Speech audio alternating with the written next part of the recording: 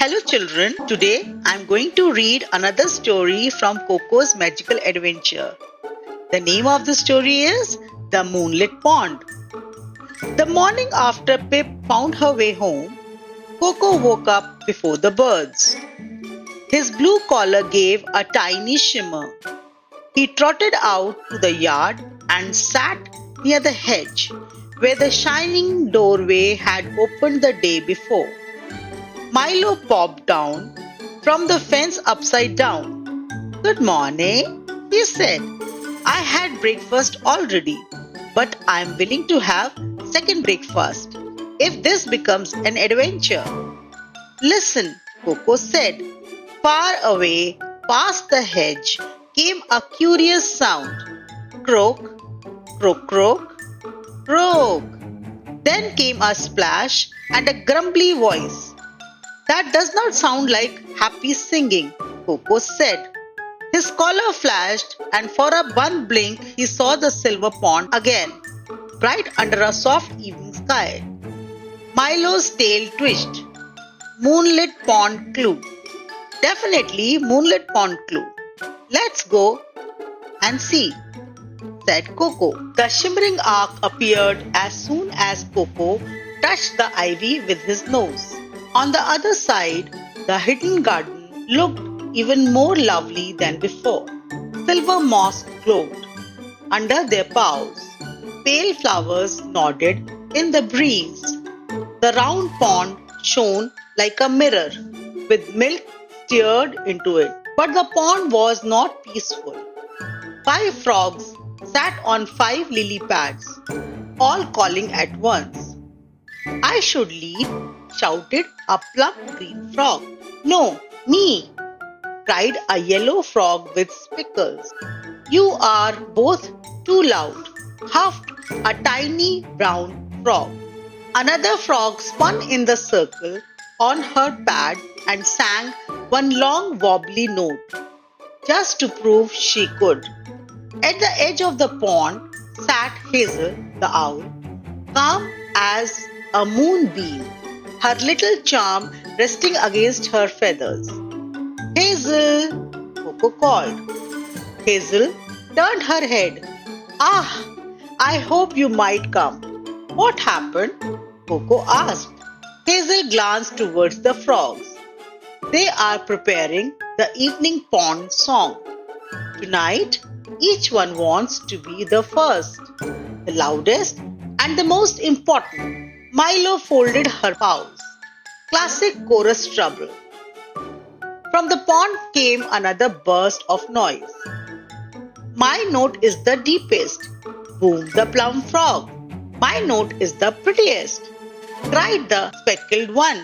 "My note is the neatest," squeaked the brown frog. Coco winced.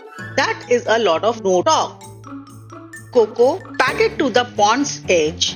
"Hello, I am Coco. Maybe we can help?" The frogs stopped arguing for exactly 1 second. Then they all began talking to him at once. "Tell him big voice is better." "Tell her the high part is the best part." Coco sat down fast before the words bumped into each other. One at a time, he barked. The pond went still. Milo leaned close to Hazel. "That was impressive." "He is small," Hazel said, "but he knows when to be firm." The plum green frog puffed out his throat. "I am Bloop. I should lead because I am the biggest." The yellow speckled frog lifted her chin. "I am Dabble. I should lead because I know the nicest twirly notes." The tiny brown frog gave a little sniff. "I am Peep. I should lead because I never forget the rhythm." The 2 other frogs introduced themselves as Ripple and Dot. "And what happens if none of you lead?" Coco asked. Every frog looked at the water. Then There is no evening song, Peep mumbled. Hazel's voice was soft. The pond song matters. The fireflies gather when they hear it, and even the flowers seem to rest. Maybe we can vote, Milo suggested. That made everything worse. Bloop voted for Bloop, Dabble voted for Dabble, Peep voted for Peep, Ripple and Dot could not decide and began arguing about how to decide the deciding. Not vote, Coco said quickly. Good correction, Hazel murmured. Maybe the loudest one leads, said Milo. That made Bloop so happy. It let out a mighty croak that sent rings across the pond and startled two dragonflies into the reeds. Dabble crossed her front legs. Absolutely not. Not loudest either, Coco said. Then Coco had each frog sing alone. Bloop sounded deep. Dabble sounded bright. Peep kept perfect time. Ripple rolled gently and Dot added cheerful chirps. Coco blinked. Oh, he said. Hazel's eyes grew kind. You hear it now. They do not need one leader, Coco said. They need each other. Milo gasped. A group song? That is why it is called a chorus. I have just understood this. The sun slipped lower. The silver pond slowly began to glow brighter, as if evening were waking up inside it. We are running out of time, Peep squeaked. Coco stepped to the edge of the water.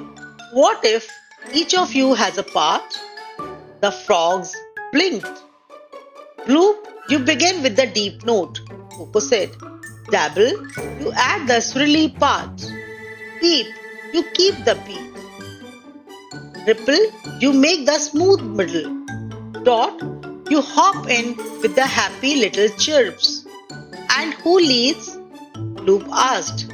Coco looked around the circle of lily pads. The song leads. For a moment, nobody spoke. The Hazel gave one slow nod. Try it. The frogs settled onto their pads. Bloop gave the first low croak. Dabble trilled her bright note around it. Peep tapped the rhythm with neat little sounds. Ripple added a smooth rolling hum. Dot tucked cheerful chirps between the spaces. The pond changed at once. The music was warm and bouncy and gentle all together. Fireflies drifted up from the grass and blinked over the water like floating stars. Even Milo sat very still, which almost never happened. When the last note faded, the frogs stared at one another. That Dabble softly was lovely. Bloop puffed up, but this time in a pleased way, not a bossy one. My deep note sounded better with everyone else. Peep smiled. The rhythm fit because nobody was pushing ahead. I liked my chirps, Dot said. We all liked your chirps, said Ripple. The episode mystery was solved at last. The evening song was back and bedtime could settle over the pond in peace. Bloop pedaled to the shore, balancing something small on his head. For helping us, he said. He tipped it gently into Coco's paw. It was a tiny round token shaped like a lily pad, smooth and green, with a silver line through the middle. Oh, Coco breathed. It's beautiful. Hazel's leaned closer. Keep it safe. Gifts from magical places usually matter later. Milo leaned even closer. I was going to say that. Coco looked at the token in his paw. His collar shimmered once more, warm against his neck, as if it approved. One mystery had been solved, and now he had a new clue from the moonlit pond. He tucked the lily pad token close and gazed across the silver water, while the first stars blinked awake. I wonder where this will lead, he said. Hazel's feather stirred in the evening breeze. Somewhere kind, she said. It usually does. Okay, children? So now we have reached to the end of the stories. I will again ask few questions. Question number 1. Why did the frogs keep arguing at the beginning of the story? You are right. All the frogs wanted to lead the song. Question number 2. How did Coco help the frogs make one beautiful song together? Right, Coco helped the frogs to understand everyone's quality. He made the song the hero and divided the song equally in all the frogs. Question number 3. What do you think the lily pad token might lead to Coco to next? Again, you're right. We will come to know about this in the next story. Bye for now.